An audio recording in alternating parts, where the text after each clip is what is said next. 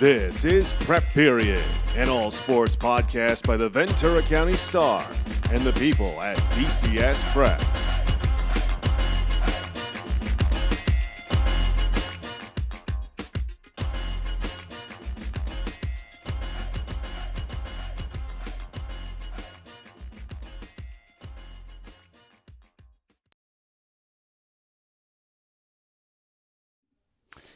Hello and welcome to episode 9 of Prep Period, the Ventura County Star's All Sports, All Preps podcast.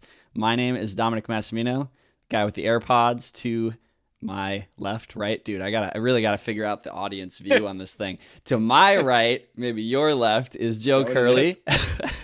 We are sports reporters here at the Star. Joe, tell us about your week. I have some cool stuff that happened to me this week, so I'll tell the people about that afterwards. But yeah, what's been going on in the world of Joe? Nothing, just enjoying. After camping last week, enjoyed the weekend home, resting and following everything happening, and really got into the. Make sure you read our the football roundup from Friday night, because I spent all day Saturday on it. We spoke to virtually every coach in the county, and so that was a day's work. It's all in a day's work on Saturday. So check that out. I enjoyed some NFL football yesterday. I watched some you know me, I like the playoff baseball. So we had people over, ate some chili, and really enjoying, as you know, the rain. Us East Coasters I woke up in the middle of the night tonight in Ventura. It was like absolutely coming down. Turned off the air conditioning unit, A, because it was cold, and B, because I wanted to be able to hear the patter of the rain on the outside. It was awesome. So cool. Made me miss the East Coast late fall, early winter storms a little bit. And Joe was the best was my kid asking me to drive her to school, which was like a 100-meter walk. My girl to school. It's raining out. My girlfriend from Seattle always makes fun of Californians for how they react to the rain. It's like, just get a jacket, man. People walking around with umbrellas. And Joe was at Joe was handling the roundup, because I had a busy Saturday working on recap of Clovis Invitational, which was big, and then had to turn that around quick because I was on photographer duty at Pack House over at CSUCI. Got to shoot some very cool acts. He brought out Snoop. He brought out Ray J. He brought out Estelle, Ciara. It was very, very cool. Closest I've ever been, because I got to shoot from the photo well. So that was awesome. Yeah, the Snoop rumor was true. Mm-hmm. Word got out. I almost brought my kid to that. That would have been a lot more fun than making all those phone calls on Saturday. So I'm jealous. Yeah, it was cool, man. We all wear many hats here at the Star, so it's cool to do the photo stuff. But yeah, we got a busy episode today. Lots of big news across the county and beyond. But as always, we're going to start with our recap of where we were on Friday night from last week and what we saw. Joe had probably one of the more exciting games to hear about, to read about, in so many facets. The stuff happening on the field, stuff happening off the field, the way that it ended, made for just an awesome story and a very awesome gallery. I got to shout out my guy Joe Lamaya again.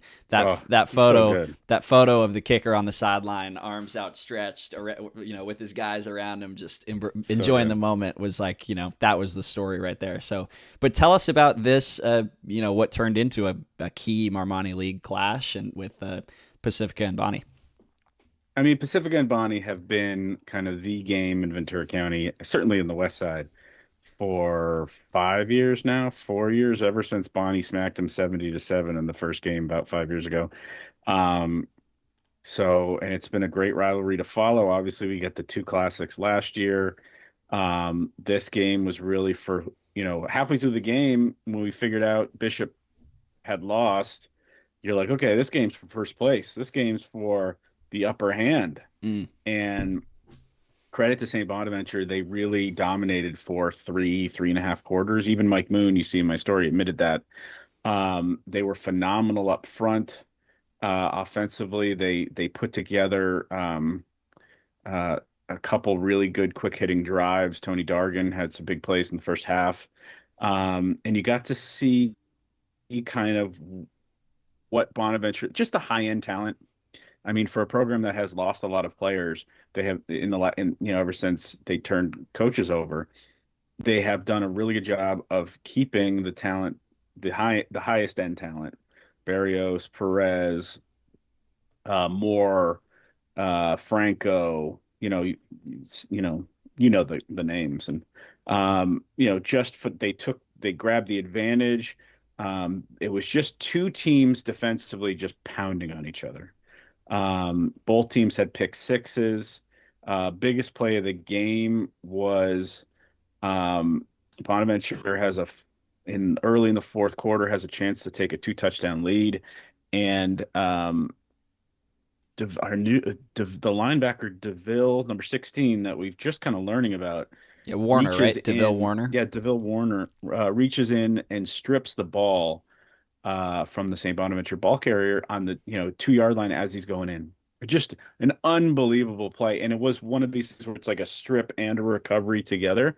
It's really one of the better defensive plays that you've seen, either of us have seen in a long time, and that stemmed the tide, but it didn't keep Pacifica from going down 2 scores and having to score the last two, the last 2 scores of the game to win it.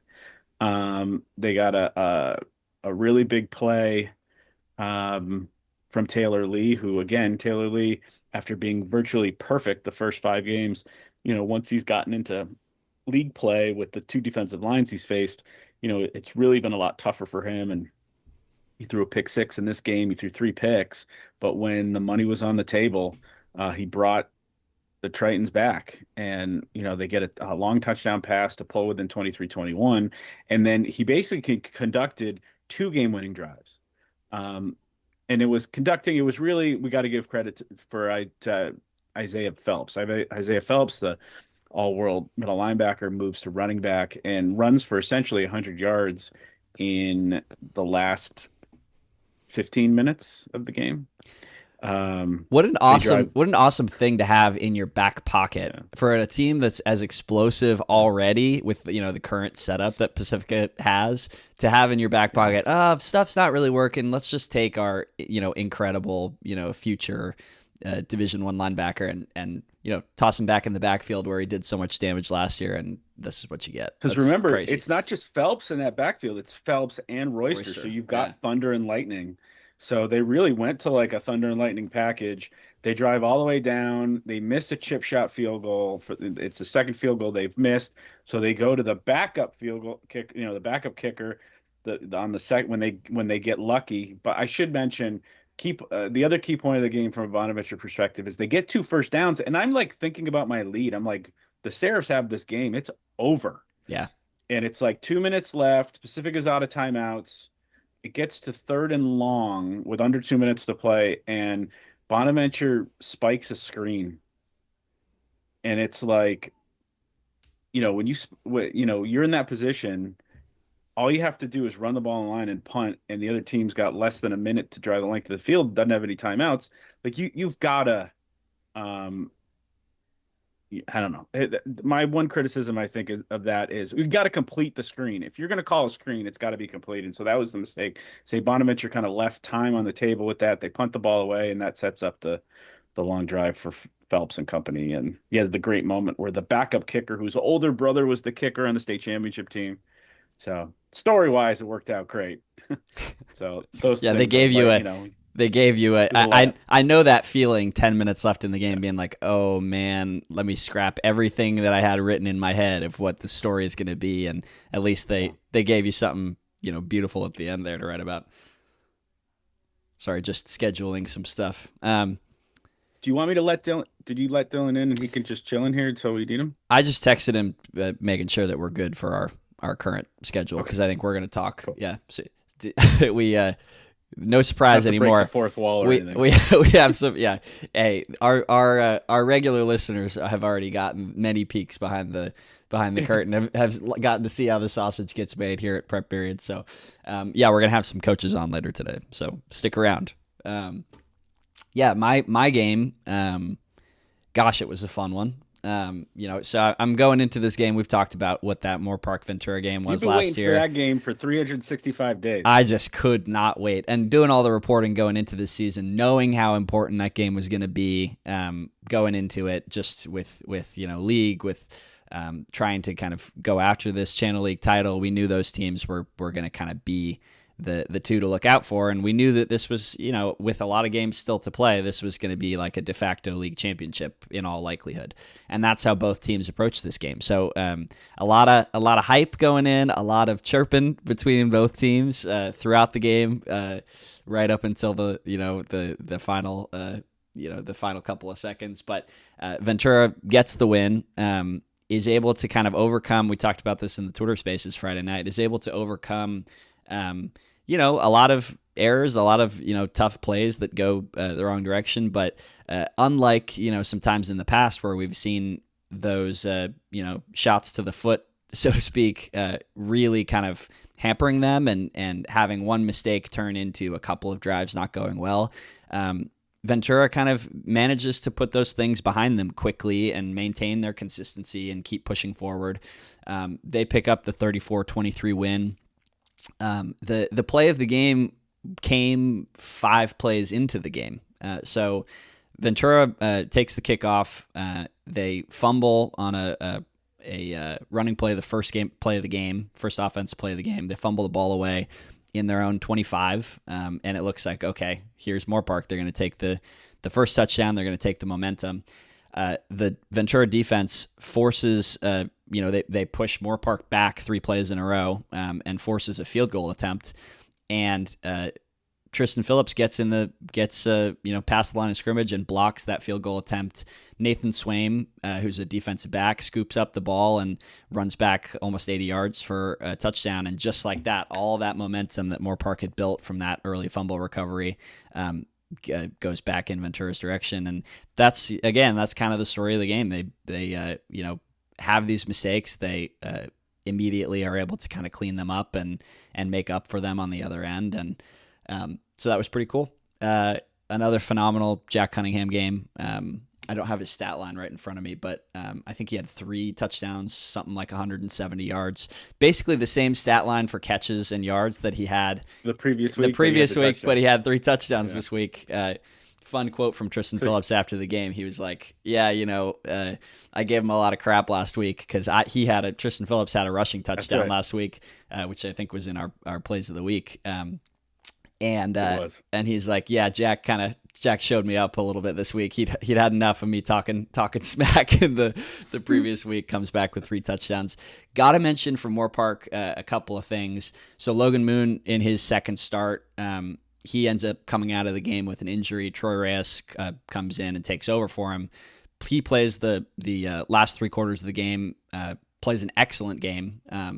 He was 9 for 19 for 118 yards and 2 touchdowns. One of them went to Davis Benson, who finished with 2 touchdowns, one from Moon and one from Reyes on the night. But he completes 2 touchdowns that kind of keep them in this game, which is a great thing to have, having those 2 talented quarterbacks, being able to go to one when you lose the other.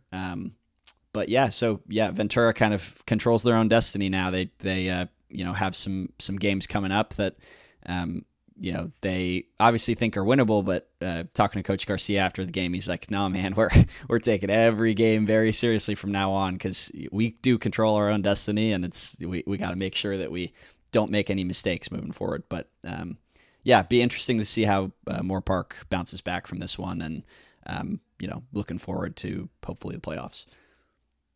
Yeah, I mean, kudos to you. I love it in this thing when we get excited, to pull, I think John scheduled us having the opposite games, and when you write the preview of that league, you want to see it through, and you want to, you've been studying that league for months. So obviously you wanted to be there, and I had no problem being at either. Those are both. I just like being at a big game on Friday night, and certainly Pacifica St. Bonaventure was a massive game, as was Thousand Oaks Newbury Park, Thousand Oaks Westlake. Yep. So, which was, I mean, just another. They just keep bumping that glass ceiling up and pushing that ceiling up, and every time we think Westlake, every time I pick against them, they win. I got to remember that when I make my picks this week. That's funny. Yeah, I mean, they win 42-21 over a, really, really good TO team. Like we keep saying that. Anytime TO loses a game, I'm like a little surprised because TO's been awesome. This is a team that routed Ventura earlier this year, and Ventura is a really good team as well. So, but yeah, so Westlake improves to 7-0, one of our last couple of unbeaten teams. They led 42-14 late in this game, so they did a lot of work early. Damani Bell had 4 touchdowns on 22 carries for 209 yards in this game. They limit TO to 81 total rushing yards, so they end up having to go to hey, there's Coach Weiss here. They end up having to go to the passing game. He's got 5 minutes, so we can let him in here while we finish. I love it. Yeah, and Jackson Taylor finished 22 for 30 passing for 272, 2 touchdowns and 2 interceptions. But interesting seeing TO kind of go to the passing game so heavy. We sort of had anticipated maybe they'd go the other direction and lean on Jordan Johnson a little bit, but sounds like Westlake did a really good job stopping the run. Yeah, Coach Clausen talked about how well they did defensively and being in that position. I mean, really, it just goes back. Damani Bell had a big game against them last year, and he went for 209 with 4 touchdowns. He's the first county 1,000-yard rusher of the season. Really the 3 turnovers to start. TO turned the ball over on their first 3 possessions and was lucky to be within 21-14 at the half.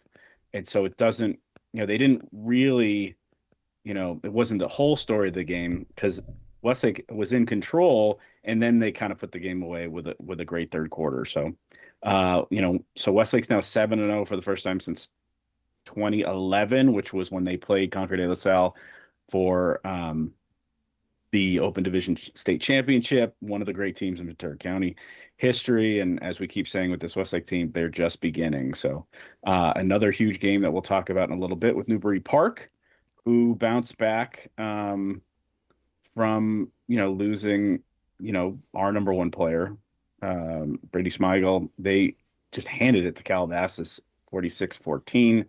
The new quarterback, Tyler Mayer, was 20 of 27 for 191 yards and 4 touchdowns.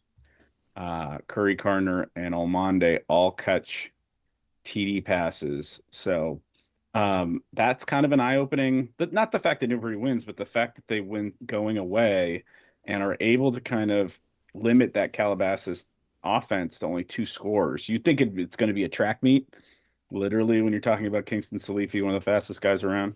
But that really wasn't the case. Newbury showing that, post SOP, that they're a more complete team even without their quarterback. And we'll see. They'll really be challenged this week. It's Westlake's latest, is this the end of the run kind of thing with Newbury. That's over at Westlake. And I have to do some research. I'm trying to figure out the last time, just like last week, what was the last big Westlake TO game? What's the last big Westlake Newbury game? Because even though those are all rivalries, they're rarely, or recently, they've been rarely good at the same time. So, the fact that all 3 Conejo Valley schools are good at the same time is really, it's really impressive. I had to, I just had to look up on my phone what that Mark Twain quote was. The reports of Newbury Park's demise were greatly exaggerated. Thanks to Tyler Mayer. That's awesome. That's like super exciting. And then you have to go back to the spaces we had on Friday night. If you haven't listened to it yet, how would you describe Joe Schmeigel's appearance on the spaces Friday night? It was entertaining. It would be the one word. It was inspirational. Somewhere It between was I was hysterical. I was ready to run through a brick wall by the end of his remarks on the Twitter Spaces, and I am a 27-year-old sports writer who has never put on football pads. So make of that what you will. Yeah, you get a sense of why he's such a good offensive line coach for sure. Yep. Um, and then other things to mention: Oaks, huge win, giving Bishop Diego their first loss. Comes down to a missed extra point um, by why am I blanking? What's Bishop Diego? The Don? No, Charlie. What's Bishop Diego? I bet Charlie knows. What's the Why math? do I? He's like, no call on me. Which is funny because we have a rule: we never Look it up. mention the mascot of non-local teams. Uh-huh. So I guess that's a mental block. Bishop But, Diego mascot I is certainly know what it is. If certainly the you're gonna Cardinals. say it, I'm going to The Cardinals. The Cardinals, Yeah. of course. Duh. They would have the Cardinals on their helmets. Yep. I only got Wow. room to worry about one Cardinal in my life. I love that. So I mean, Oaks was down twice, came back and won. Now we'll see. We'll talk about the big game they've got this week. Back on track. And then to me, the other big game from last week that I wish we were able to be at, the inaugural Rose Cup. I saw somebody mention it as the Rose Bowl, and I'm like, well, you can't call it the Rose Bowl. There's already one of those. They got one of those already. So the Rose Cup, obviously mentioning Rose Avenue, which apparently links both. I was thinking of the geography of it, but I guess CI and Del Sol are both at least on the corner of Rose and something else. Oh, yeah. So that's super cool that that they're starting that history early and that tradition and that rivalry, in a year that we'll get to at some point, where rivalries are getting kind of dilapidated or under attack a little bit. The fact that we're starting a brand new one in South Oxnard is super cool. So plus Channel Islands has something to remember because they end their 14-game winning streak in a back and forth game. Two teams that really struggled to score points, put up 30 plus. So really cool moment for both those teams. I'm taking credit because we had a conversation. We had a conversation heading into this game about what type of game this was going to be, and I wasn't right about the final score or the margin of victory. I think you were right closer. about the style, which is But the most important thing. Yeah, man, I saw those touchdown catches. I don't know what Moody finished with in this game or if he even played a big role, but Yeah. I saw it was- that in that game and I was like, that's It was the two you see on social media are the two big ones. yeah. They had the two touchdown catches. I think he only had 88 yards. It's in the roundup. I know that. I'm so, when you're doing 15 games on a Saturday, they all kind of blend together, but we got it in the roundup. And the other thing is that, Del Sol was in position to win the game, and I guess they got banged up a little bit. Quarterback got knocked out, running back got knocked out. And I think that's how they stopped scoring because CI kind of, and that's, CI for all of their, I don't want to say issues, but their strengths and weaknesses, they're big and they lean on you a little bit, and their physicality kind of won the day. And now they're in a position, we'll talk about it in a little bit. It's a 4-team round robin for that playoff spot. And, if you look at it now, CI's got a shot to make the playoffs. And I can't tell you, it's got to be a decade the last time they made the playoffs, 15 years. We'll look that up soon. If they win this week, I'll look it up. There you go. That's a deal. All right. Well, we're on schedule. We got Coach Weiss hanging out here listening to us gab this whole time. Coach Weiss, head coach at Fillmore. You guys are having an awesome year. We're talking kind of league championship week in a couple of leagues this week. A lot of huge games. You have a big one coming up, but before we talk about that, just tell us how it feels to be where you guys are at right now, to have won, what is it now, 7 straight, and be undefeated. Just, yeah, what are the vibes like over there in Fillmore? The vibes are good. I'll borrow a line from one of my favorite players that I get to coach right now, Thomas Alamia, and I'll tell you, it feels great.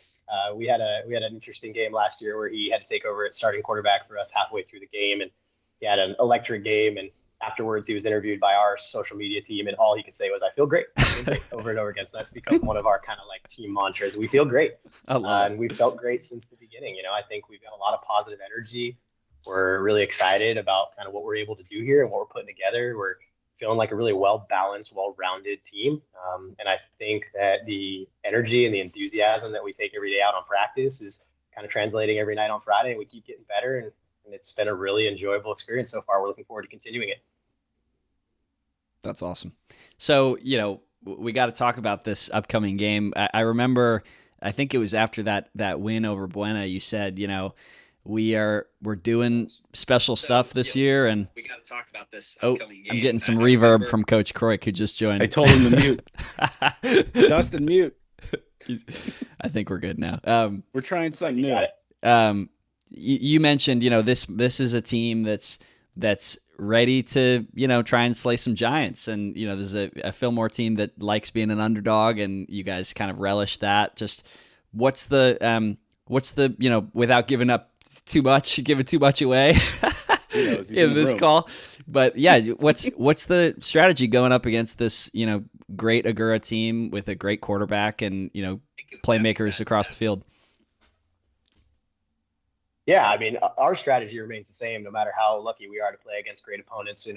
Agora and Coach Croik's team is obviously very talented, very accomplished, no question. But we trust our work, and we trust our brotherhood, and we trust our fight. And one of my favorite things about this group of young men is that they will literally line up against anyone and give them everything that they've got. And no matter how difficult the opponent or how disproportionate the odds might be, we embrace the challenge. Our kids know exactly what it means to actually struggle. We know what it means to live a life of being an underdog, and we're comfortable in that role. We embrace it. We're grateful for every opportunity to compete and to show who we are and to represent our community in a positive way. And this is another great example of a Friday night where we'll get to suit up and do exactly that. Coach, you guys have been the most productive run offense around, which, traditionally, back in the day, Fillmore was a running power. And when you guys have been good, you can run the ball. Maybe the last 5-7 years, since Sean, yourself, you guys have been more balanced. You've had great quarterbacks. You've thrown the ball a lot more.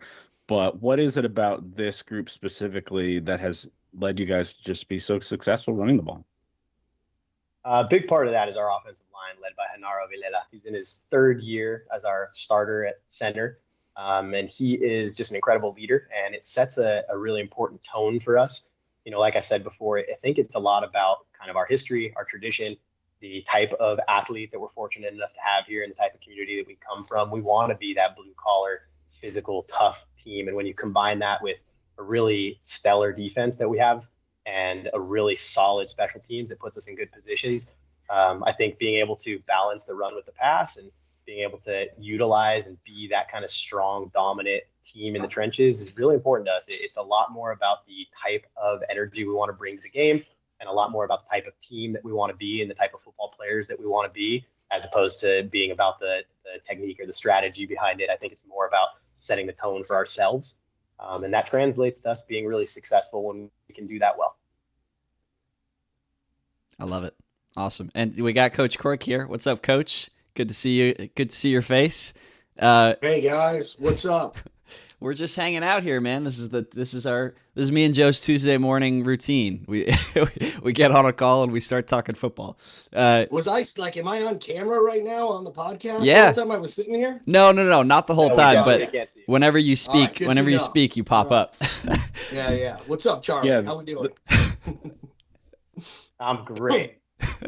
Nice. The way it works, you'll see the way it works is when you speak, it pops over to you. So that's why I muted you, so that you'd be incognito in the corner. Are we still calling us Agura, or are we at Agora now? Dude, I've been you tell corrected, us. So it's Agora. Agora. It's tricky, but yeah, Agora. Agora. I've told Joe a few times. It's that Boston accent, He still got it. Hey, me being here a year now, I'm not sure I have any excuses anymore anyway, so I appreciate that. You're in a call with somebody who I was calling Coach Weiss for a year as well. So we have two. Oh, so it is Weiss. I thought you guys were screwing that one up too. No, so it's Weiss. It's Weiss. It's Weiss. Not to we be make confused mistakes, with the other but Charlie Weiss. we make mistakes, but when we're corrected, that's if we have a typo on the paper, we misspell someone's name, we get the email and we don't get it wrong a second time. That's the goal. True professionals. It's more like me, Appreciate that. maybe the third, fourth time I'm corrected, I finally internalize it, but that's me. So, Coach, you know, we talked early on in this, before the season even began at Media Day, like, you know, we knew, you know, Agora had a target on its back, and you guys had, you know, all these stars returning, and you've, you know, played an awesome season so far. It's turned into this kind of two-team race at the top of the Tri-County League. Like, how are you guys feeling with the season you've put together so far, and you know, how are you feeling going into this week's big game?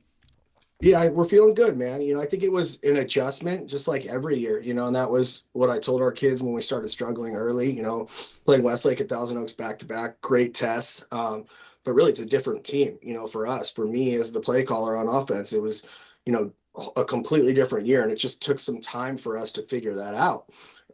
You know, I'm not used to honestly having this many kids that can do these types of things with the ball. So spreading it out and learning that, you know, was an adjustment. And I think, you know, the last couple of weeks we've played really well. Last week we kind of put it all together against Dos Pueblos, played a really good full game. And yeah, it's just been fun, man. You know, it's been a lot of fun. I mean, Charlie's freaking doing a great job. We've been watching film all weekend, and, you know, it's got me nervous. Those kids are playing hard, man, well coached, and I think it's just going to be a really great game on Friday. For sure. I mean, we have been looking forward to this game all season, and, you know, when we feel out the teams in the preseason, there's a couple teams that played Fillmore that came out and literally told me, they're like, Fillmore's going to go undefeated. And I'm like, well, you do know they play Agora. Like, let's not pick Agora. See, he needs a couple times too. He needs some help. Agora. They play, which the funny thing about that is I said Agora for 15 years, and then somebody corrected me, and now I'm getting double. You know, I got to go back. So, because, you know, you get there. When A-Town, yeah, that's easier. You know, that's the mayor say A-Town. We'll just call it A-Town. You know? But, you know, so that's why this game is such a fascinating this game, you know, because Fillmore, you know, had a phenomenal preseason. Everybody that played them said, you know, this is a fantastic football team. Obviously, you know, the Chargers have been, you know, you guys have faced, you know, Westlake. You face some, you know, different level competition, but, you know, you guys are the defending champions of this league, so. I think it makes for just an outstanding Friday night, and I'm jealous that Dom's going to get to go cover it. But I called dibs. In terms of, I mean, I think people need to just hear from you about your quarterback, and you know, just what it's been like to coach him, the challenges that he's had, kind of getting out there, getting seen, and just, you know, he's a special quarterback that, you know, it's a really fun watch every Friday night. Yeah, hidden gem is what I would say to any coach. He's special, man. I mean, I knew, you know, when he first came and just talking football with him, the brain, you know, that's really what sets him apart. And then you see how quick his release is and the types of throws he can make. I think this year it was really, you know, again, the same thing I talked about earlier is an adjustment period for him coming off injury, feeling comfortable again, you know, and I think I put like way too much on him early, just expecting him to be how he was and you know, in our offense now, and he is, but it's like so much just thrown at him so fast. So I really think he's settled down now these last few weeks, and is just, you know, he's mastering it. You know, he's calling plays on his own most of the time when we're in our hurry up and all that. Can't give too much to Charlie right now, but he's smart, man. I mean, even last year, like when we played Thousand Oaks, you know, like we kind of give him the keys sometimes, dude. You just call it, go for it. And he's calling counter, you know, and we're scoring on that. And it's like, we just gave you the keys. You're calling a counter run play instead of freaking throwing it. You know, what high school kid does that? And that was pretty comical last year. But, you know, I think if he were on here right now talking, he'd say it's, you know, not just him, it's the receivers. I think our O-line's doing a great job protecting him. And yeah, it's a lot of fun to have 5 or 6 guys, you know, really to throw the ball to. We have, you know, we're deep right now at receiver. You know, you got guys like Sawyer Monroy had his first touchdown last game. He'd probably be a starter, you know, in this league anywhere. Murphy Glenn is our 5th guy coming off, and, you know, you see his stats, and it's like, how do we get these guys involved? But for Gavin, you know, it's fun, and he gets that, and he trusts all them. So he's just clicking right now, and most of all, he's having fun. We talk a lot, and I know he's frustrated about the recruiting and all that, but that stuff's going to come. I think, the team will find him and it'll work itself out. And he just needs to focus on being a high school kid and having fun right now. And he is. And I think we saw that last week. He did just get an offer from someone in the last couple of days, right? I don't think so, unless I'm. No, you're thinking, Joe, of Cohen at Ventura College got the Cal Poly offer, I think. Oh, Nice. Somebody you was. You would hope. I got to go on the social media. Hang on. You would hope Cal Poly would be on the kid. Ty's starting there now, but That's I guess right. they got to commit from. There's an Agora quarterback at Cal Poly right now. Yeah, he's doing well. He's battling some injuries, but he's playing, and yeah. So I think it'll come. And again, I'm just pleased that he's not overthinking it. And our whole mantra this year, I stole this from a guy at a clinic last year, is like Modita. So it's really just about selflessness and feeling joy for others. And really, with all of these kids, in years past, it's I think with all kids these days, there's such a selfishness to it, right? Of Twitter and things like you guys writing reports. And from the start, we were like, we are just going to love everyone, feel joy for everyone, support, and just make the team come first. And, having that and obviously great leadership, that's the most important thing right now. Charlie, before we let you go, let me ask you one quick thing. Fillmore is 7-0 for the first time since they had those the tearaway jerseys and since 89. And Fillmore, as we all know, is a very special place. Just the community and what is it like being in Fillmore in this moment when you guys are playing so well and doing, I'm sure Friday nights in Fillmore are special any year, but what's it like just being around town there right now with you guys, playing as well as you are? Yeah, I mean, it's always pretty special to be here in Fillmore. We've always had a very deep and entrenched system of support here in town for the football program and also for the high school, just being a one high school district where literally everybody is an alumnus. And I think we're really blessed to have that. But being 7-0 for the first time since the year I was born, literally since 1989, I think is a pretty cool experience. So, we've had a lot of people reach out, a lot of alumni that speak with us or come out to practices pretty frequently and who've sent me text messages in the last week or who've called me to talk about it. And just, I think it's really about instilling pride in our community, right? It's about being something that we can have a tremendous amount of pride in. It's about being able to travel to places that may have a whole lot more support and resources like Agora, and being able to represent our community with that sense of pride, being able to take our flashes and our bolts and travel across the county to go to a place and represent who we are and play the kind of brand of football that we are. And I think, like I said, it represents who our community is too, right? We're hard workers, we're diligent, and we support each other no matter what. And we take on any and every challenge that'll be brought in our path. And it reminds me of a good, follow-up for Dustin. Dustin, you sit there in the shadow of Oaks and Westlake and TO and Oak Park and Calabasas. It's not easy to do your job when all those programs are vying for players and, you share, I know that, what is it, TO, Agura, now Westlake, there's one youth football program that, is kind of associated with all those schools. Just how have you guys been able, to put this team together? And, we're talking about one of the great Fillmore teams of all time. I've said since the first week that this is one of the best Agura teams, did I say it right? Agora teams of the level. We got it. I'm getting there. One of the best Agora teams I've ever seen. I've been doing this 25 years. So, joke, that, I thought maybe since the 02 team that went to the semi, but, just how have you been able to put this team together, in the midst of all that traffic?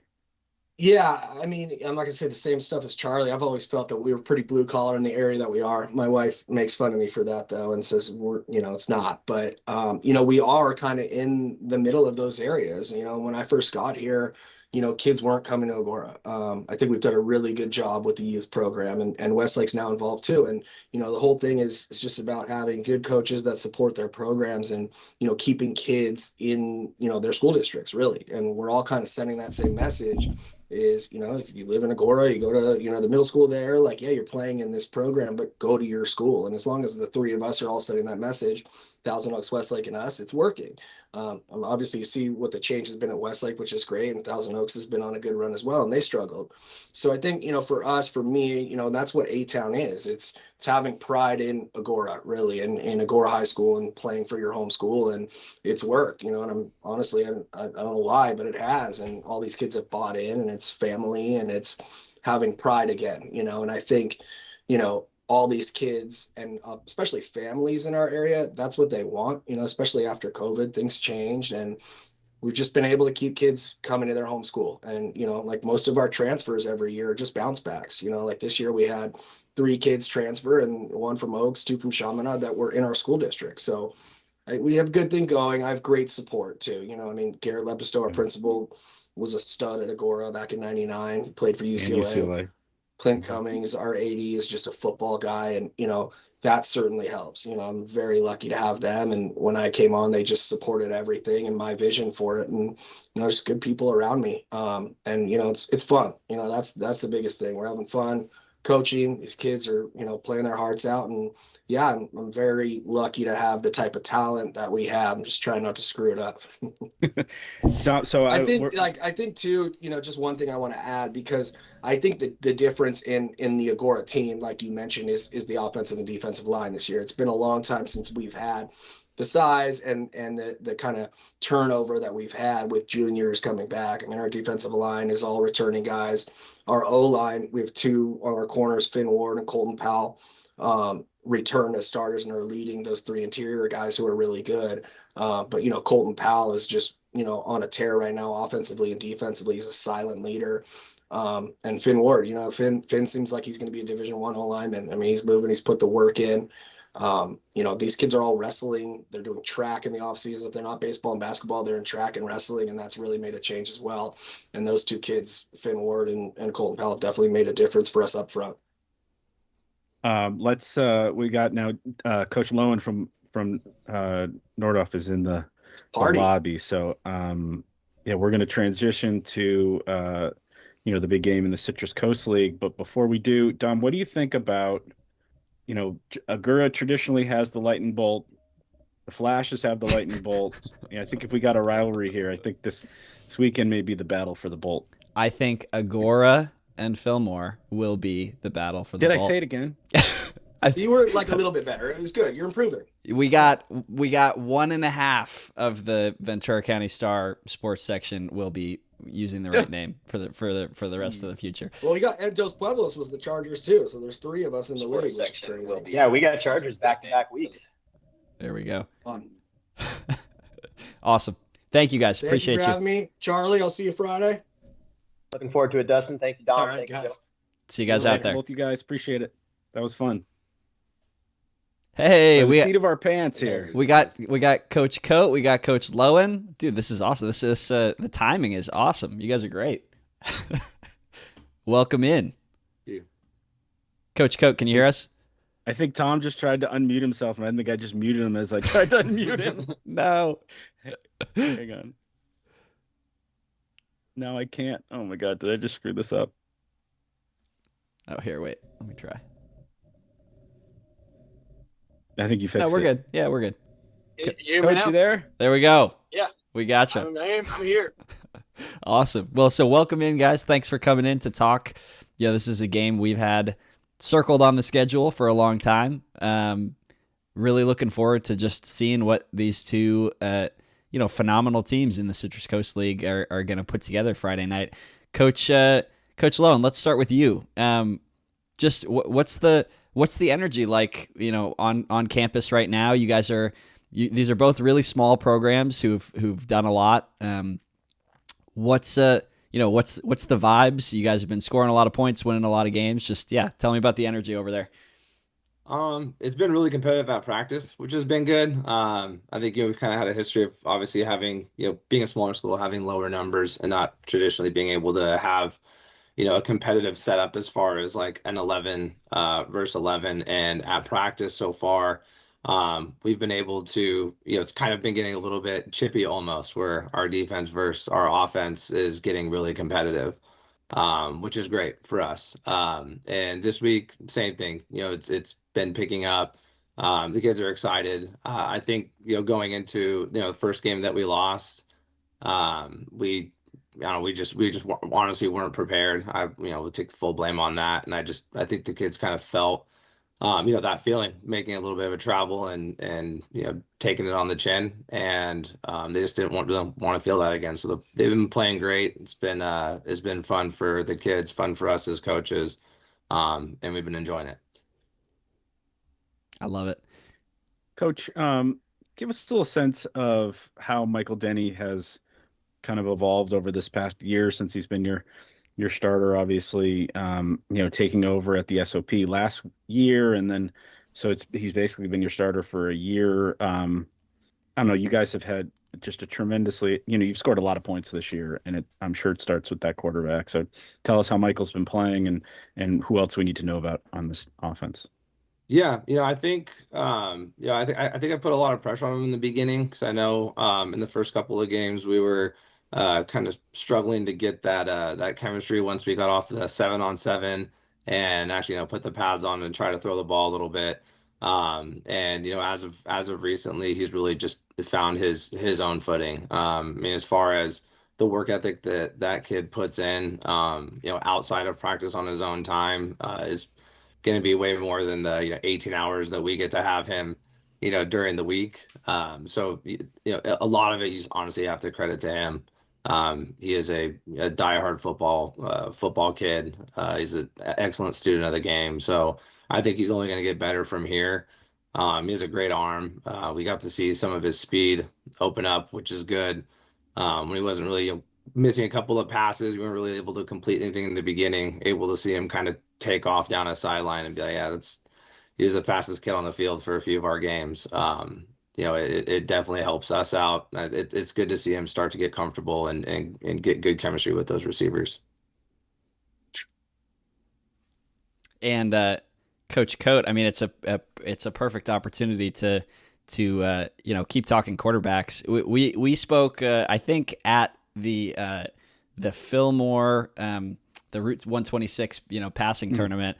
We spoke about how this was kind of going to be the year of how is Grace going to adjust to the post Ethan LaSecla era, and you seem to have found a real talent in Riley Williams. Just tell us about kind of his growth, what you've seen week over week, and just what he kind of brings to you guys. Yeah, Riley, I think for the most part, it's been surprising for a lot of people. It wasn't surprising for me. The kid does everything that he touches, he can do. I mean, there's nothing that guy can do well. So when we asked him to be a receiver last couple of years, he was a dog receiver, right? So he can play the piano, play the guitar, anything, and he does it well. He can serve. He plays basketball. He's one of our top basketball players. He's the top of the golf player. So, I had no doubt that if we put him in any position, Riley was going to excel, and quarterback was no different. So I had seen the talent he had and his leadership that he has. I saw that the last couple of years. And, last year he got some reps at quarterback in some of the games, and we like what we saw. And I saw him throwing around the practice field and getting the number 2 reps underneath the LaSecla. And I was very confident he was going to do well. But I think he's exceeded, everybody's expectation, which is great. And Riley's been an amazing leader. Really has taken on that position. And it looks like he's been playing for all 4 years, to be very honest with you, all 3 years that he's been there. He's just a natural. Guys, I got something for both of you, and it kind of plays on what Coach Coate was just talking about. I think we can kind of set up this game as, the smallest public school in Ventura County against the smallest private school. I'm not quite sure whether or not Santa Clara is smaller than Grace at this moment, but it's, for this purposes, we can just say, Grace is the smallest at the moment. But, you guys have both put together really successful teams, really successful programs, really entertaining teams, kids that make a lot of good, a lot of big plays with, really just a fraction of the resources and the bodies that, a lot of the other schools that we cover, have. Just, just tell me about how you guys have been able to accomplish this, any secrets to the sauce about, Just taking what you guys have and being able to put it together when there's not a lot of room for error. I mean, let's start with Coach Lowen at Nordhoff.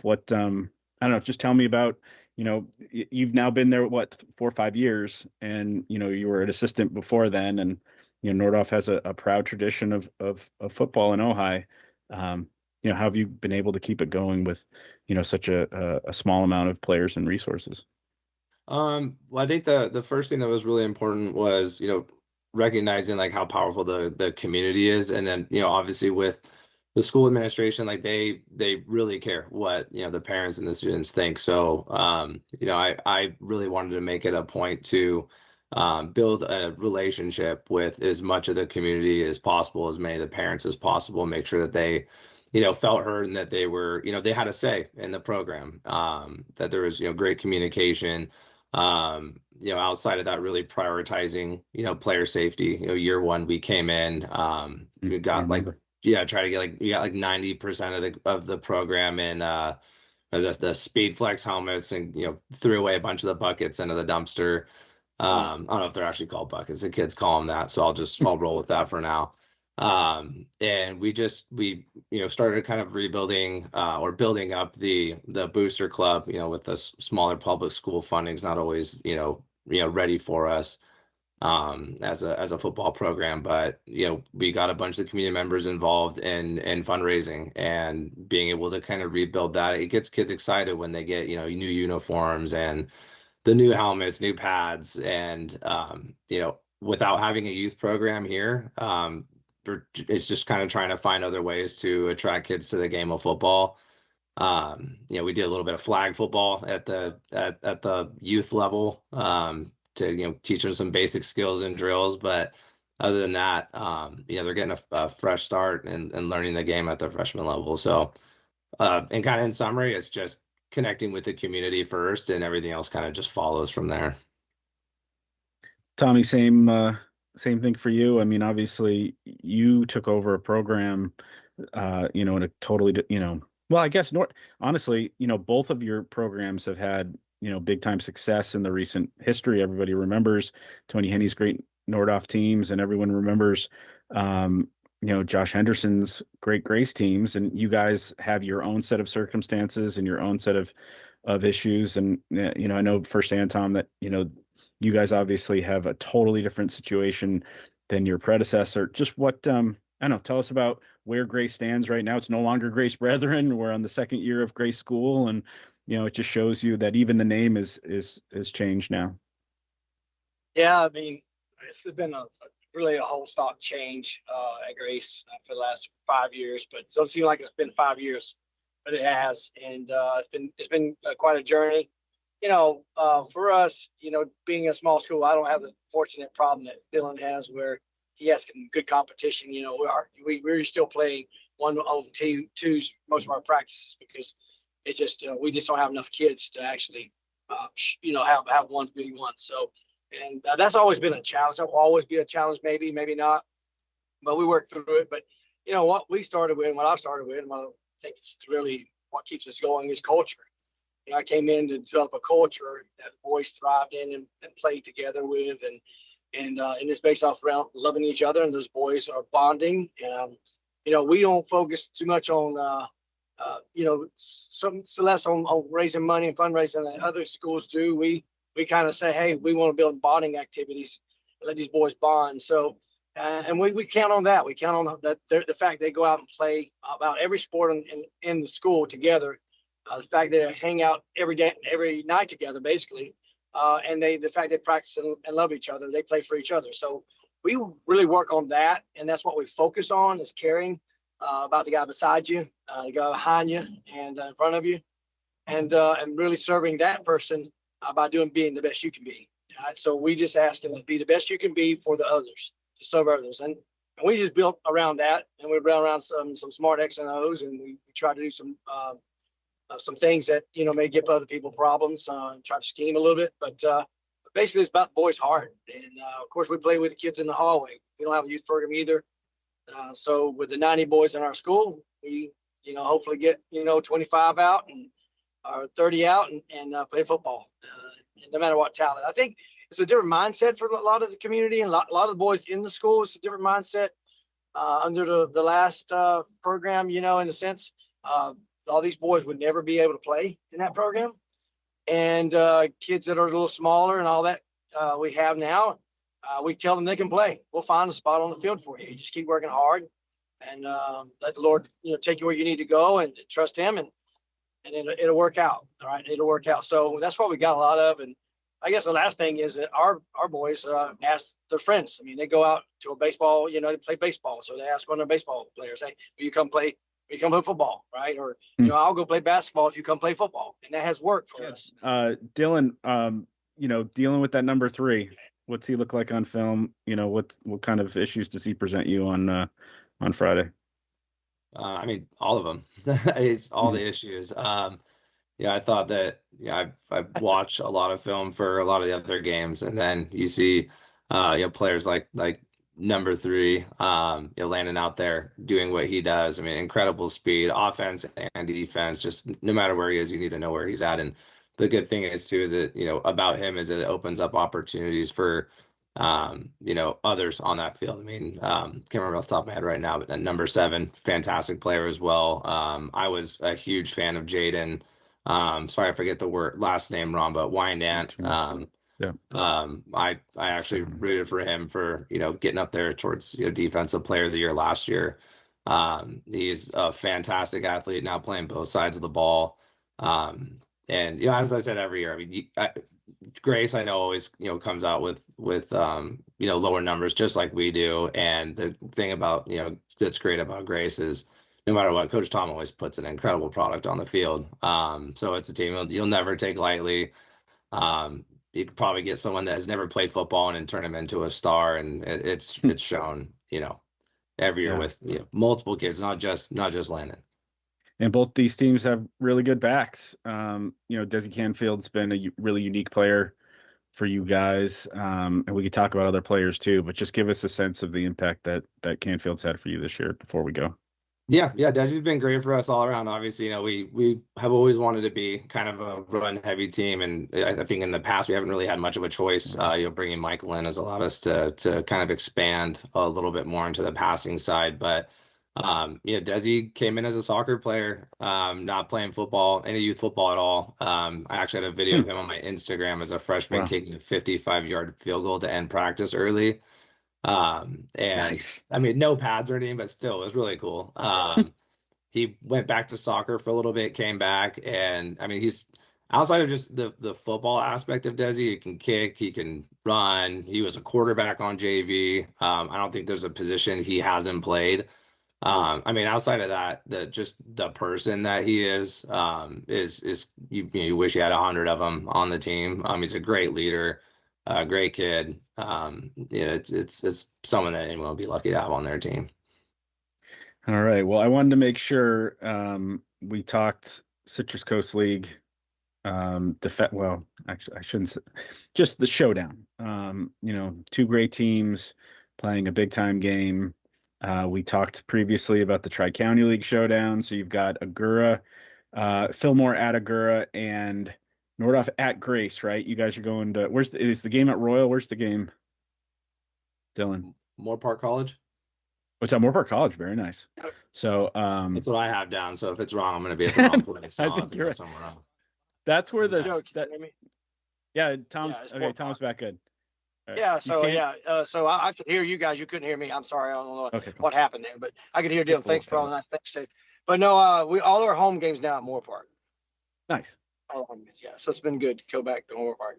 But you had a Landon Cooper question. I can answer that too. I mean, I think you had it for Dylan. Yeah, Dylan did a great job talking about Landon. But, obviously with these small schools, you need guys that do multiple things. And certainly Landon has filled a bunch of roles for you this year.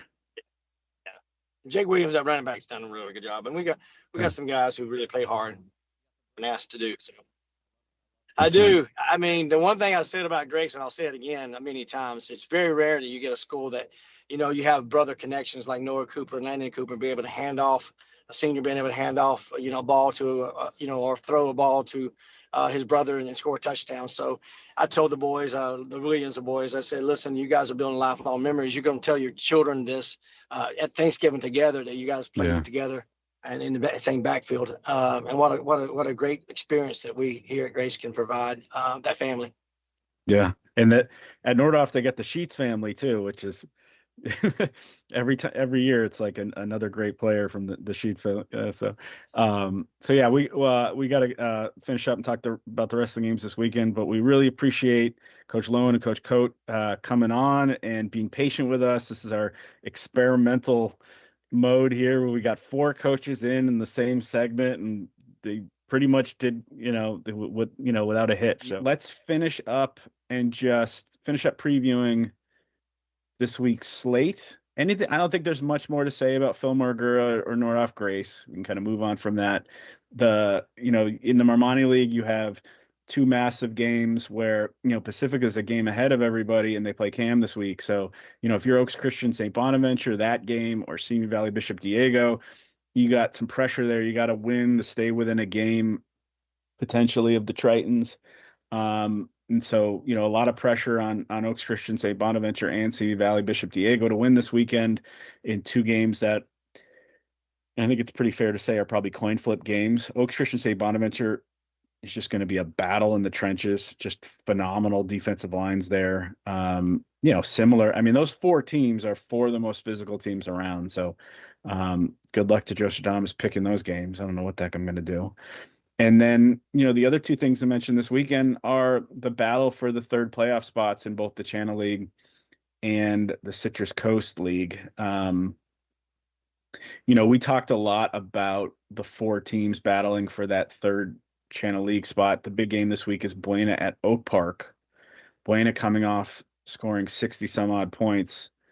I think it was the 3rd most points in Buena history after losing the Ventura rivalry game in a blowout, and that was like a 180-degree turnaround for the Bulldogs, and now they play an Oak Park team coming off what ended up being a tougher win than normal because Oxnard was 0-8, 0-7 going into that game, but they got their quarterback back, they got some linemen back. All of a sudden, Oxnard's looking like a different team, and that was 7-7 in the 4th. When Oak Park made the plays to win that game. So both those teams kind of arrow up and looking better. So that's a tough game to call too, Buena at Oak Park, in a game that's essentially an elimination game for an automatic playoff berth. And then, we talked a lot about the Citrus Coast League and the 2 teams there that are vying for a championship.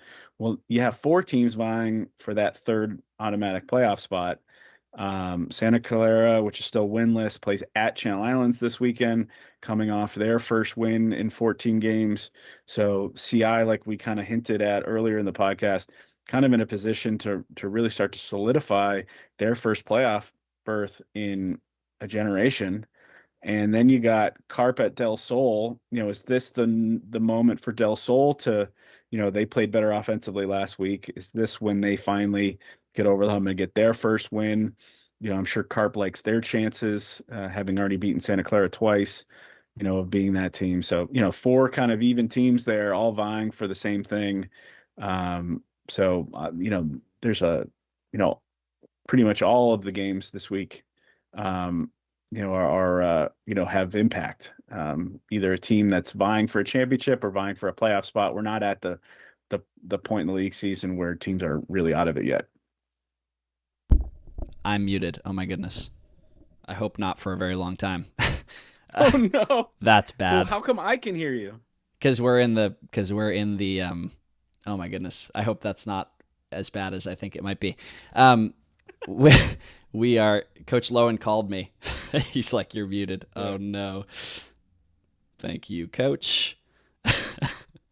So yeah, we got, Westlake, Sanias Cruz, and Sabina Cruz. Sabina wins the Woodbridge Classic in 1650. Her sister comes back, runs 17-17 to win the Marmani Preview, taking down a bunch of talented seniors there. And then on the boys' side, we have Sterling White, who is the son of Oak Park head coach Steve White. He's been a huge contributor for Oaks Christian thus far this season, behind Vin Kruger and Arize Nwosu. And he's one of the fastest freshmen, if not the fastest freshman in California. The only thing we maybe lost was just give a real quick bit on Kathleen Lamb and Anya Patillo, the 2 Oak Park freshmen. Okay. Those are the two other girls, on the freshman scene, the fabulous freshmen. That's kind of been the trend for, cross country this year. Those 2 are running really, really well. It's going to be awesome to see how they fare against the Cruz twins at Westlake and the rest of, the extremely talented, I should say, girls cross country field that'll be assembled for the county championships up at Casitas. And then just turning to the Clovis Invitational run on the state meet course, we had a huge run from Ventura senior Alo Curtis. She runs the 9th fastest time in the history of that course, not just meet history, but course history, including all those state times. She runs 16:44, I believe the time was. It's the same week she commits to Harvard for cross country and track and field. So a huge week for Alo. She's undoubtedly I was muted since the Citrus Coast League portion. Tough. But you asked good questions, so we got that. And we got all of Coach Lowen and Coach stuff, which is the important stuff. Nobody needs to hear from me. But yeah, so Alo's undoubtedly the favorite going into Ventura County Championships this coming weekend. All right, a couple things before we go. Make sure you go and vote in the Week 7 poll, which is live on the website. Check out Dom's story on the cross country that he was just talking about, vcstar.com. We will have coverage from all the games we previewed today, this weekend. There's also a couple really big things we're finishing today that I'm not going to hint because it's at the point now where I just have to get it in the paper and then we can talk about it next week. There's been literally something that's 2 weeks delayed because I've just been so busy. I haven't been able to chew it all. So we will get there. Please like and subscribe and follow us on Apple Pods and Spotify and YouTube. And make sure you subscribe to the Star. At VCS Preps on all the social media. If you're watching live, you know about the YouTube, but go subscribe on YouTube. Come join us live every week. And if you missed something, you'll hear the lightly edited to make sure that we get the the muted sections out. You'll hear the lightly edited version on Spotify and Apple Podcasts. Hopefully later tonight. Poor Tom. Don't worry. Yeah, we'll learn some lessons off of this. But I still don't understand what happened, but we'll talk about it in a second. Let's go. Back to work, bud. Great job today. Until next time, everybody. Thank you very much.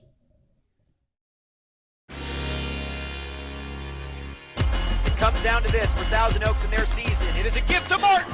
Martin gets the first down and more. It's a nice little screen to the left-hand side.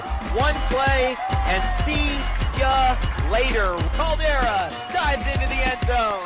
Touchdown, Oxnard. What a fitting way to end that run. He's at the 40. He's at the 20. 10.